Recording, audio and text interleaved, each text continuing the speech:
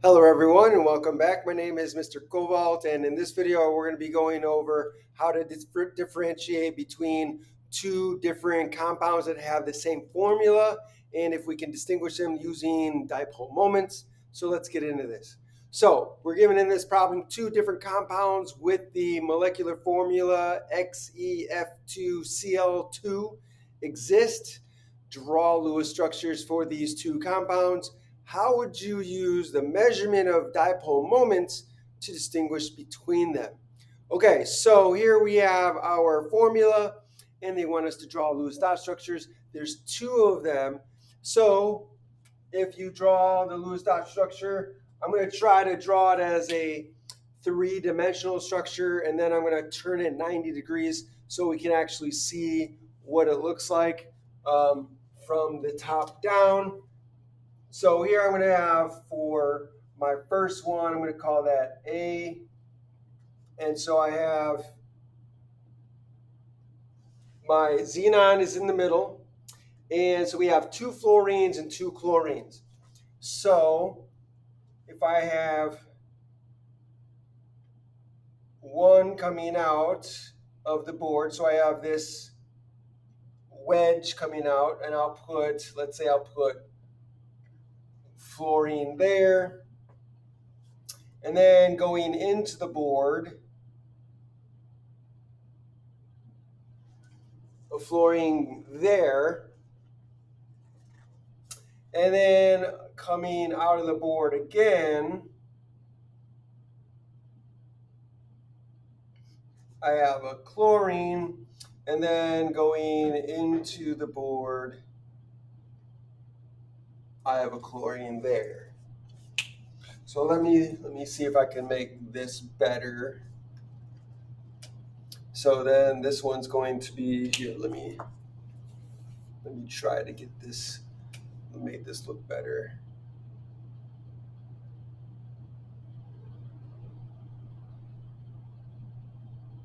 Okay, so oops, that's supposed to be fluorine.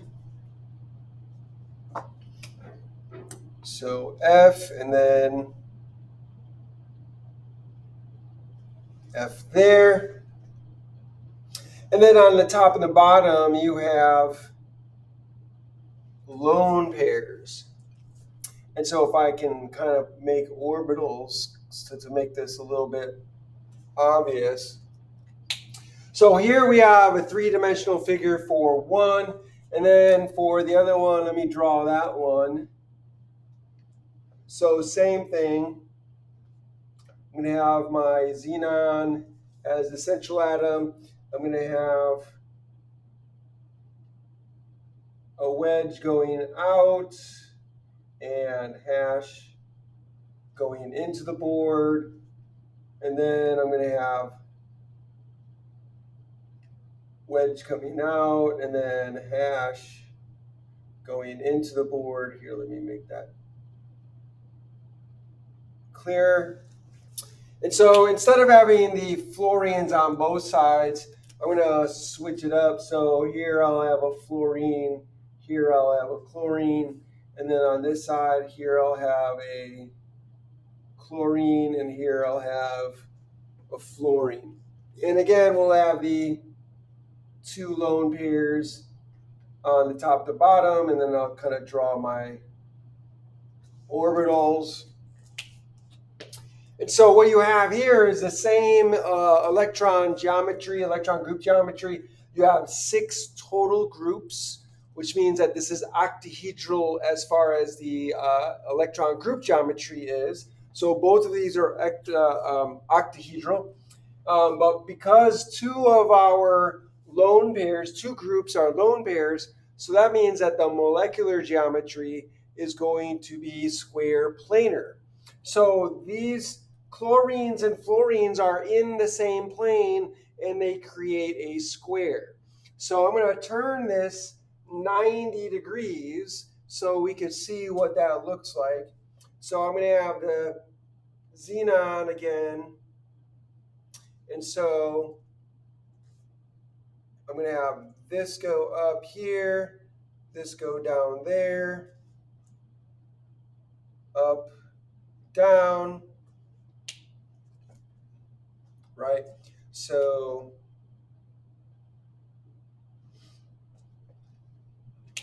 let me make this better so it's clearer.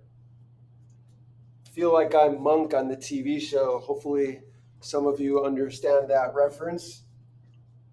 Okay, so here,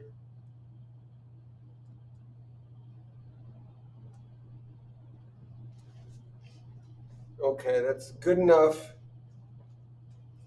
And so I have the fluorines on this side, chlorines on this side, right? So I turn this,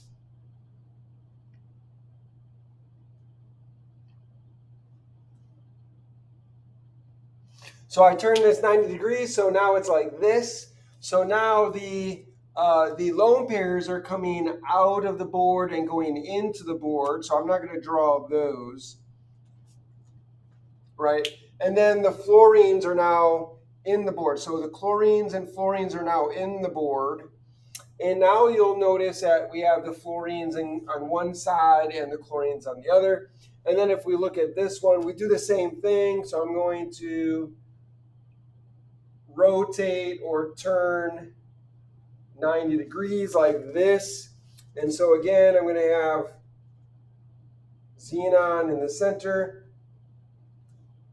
And then this is going to like this. So I have fluorine there, or it doesn't matter. If I turn it this way, then this chlorine would be on top, this fluorine would be on the bottom, this fluorine would be on top, this chlorine would be on the bottom.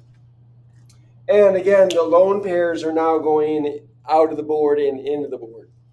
And so now you can kind of see that we have a square planar going on here, although this looks more like a rectangle, but please forgive my artwork. So now you can see what the difference is between these two molecules. So here we have, this might be referred to as cis-trans, right? So here we have the two fluorines on one side. Here we have the two chlorines on the other side. And then on this case, we have the chlorines are across from each other and the fluorines are across from each other. We don't have that here, right? So these are different molecules with the same formula. Now, they're asking, how could you use the measure of dipole moments to distinguish between them? Well, if we recognize that we have xenon in the middle and we have fluorine and chlorine, the fluorines and chlorines are more electronegative, so they're going to draw the electrons towards them in the bond. So the electrons in the bond are going to be drawn towards the more electronegative atom. So here, if we draw here, let me use a different marker color. So in this bond here, the electrons are going to be drawn that way. So the dipole moment in this bond is going that way. Same here, the dipole moment in this bond is going that way. And the dipole moment in this bond is going that way. Now, the thing you got to remember is that the fluorines are more electronegative than the chlorines. So if we wanted to, we can make it more obvious by making a longer arrow. So I can maybe I can make it this long, right? I'm going to exaggerate it a bit so we can see. So you can see what I'm talking about. So fluorines are more electronegative, so the arrow, the dipole moment arrows will make it longer. And then, of course, chlorines are going to be more electronegative than the xenon, so they're going to be pulling their dipole moments. Their electrons are going towards the chlorines, okay? And then we could do the same thing here, right? So the fluorines are going to be more electronegative, so we'll draw a long arrow along this way. And then these arrows will be shorter.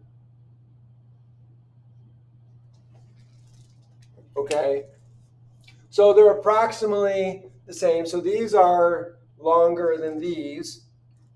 And so when we're looking at the overall dipole moment of the molecule itself, what we're looking for is there cancellation of the dipole moments in the bonds, right? Is there equal cancellation? Are they pulling in the same directions?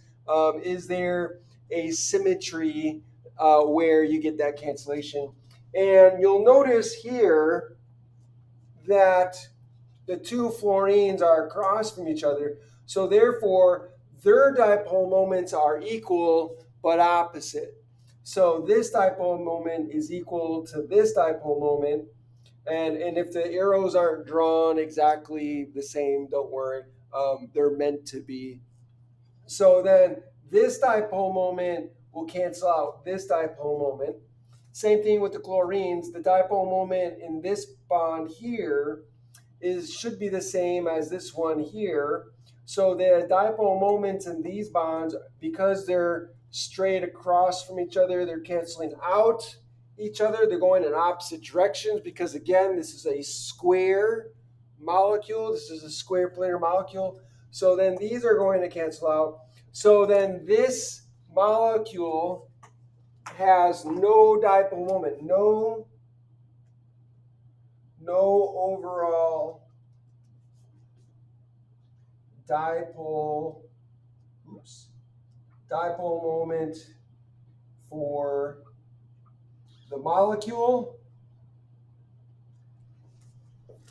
However, here you can see that even though you've got dipole moments across from each other, the dipole moment for chlorine is not as big as the dipole moment for fluorine. So this is not going to cancel out completely this dipole moment. So there's not going to be a complete cancellation between the fluorine and the chlorine on this side. Here, this dipole moment is much greater, or maybe not much greater, but it's greater than this dipole moment for this chlorine as well.